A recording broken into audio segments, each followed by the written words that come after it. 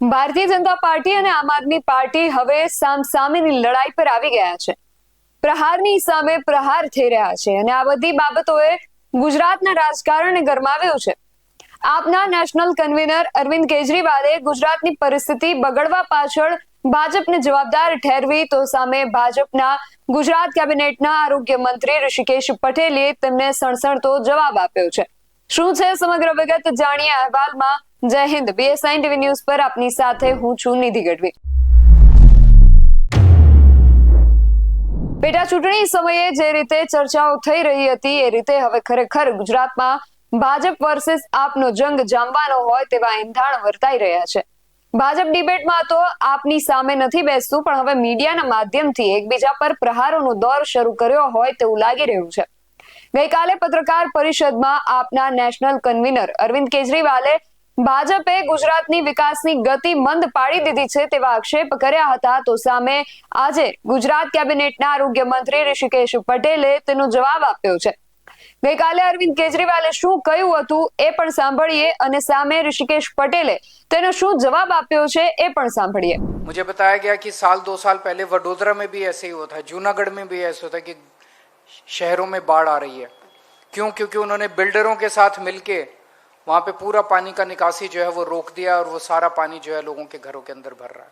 दिल पर गुजरात के अंदर सड़कों का बुरा हाल है, खेडूतों का बुरा हाल है. उनको बीज नहीं मिल रहे, उनको बिजली नहीं मिल रही, उनको पानी नहीं मिल रहा, उनको खाद नहीं मिल रही.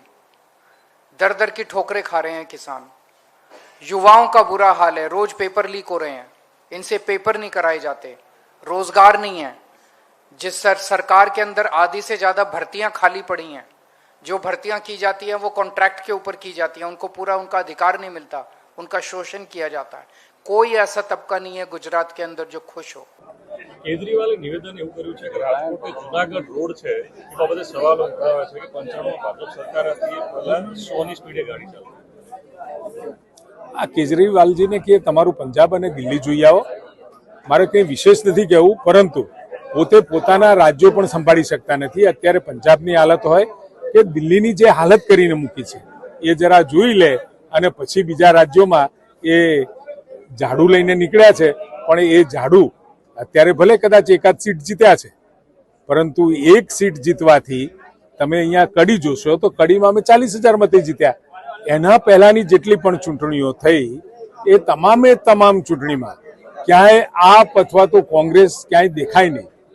અને એ આ ગુજરાતનો વિકાસની વાત છે અને એક સીટના કારણે જે પ્રકારના પ્રચાર અને પ્રસારમાં લાગી ગયા છે, નિરાશ થવું પડશે. આ ગુજરાત છે.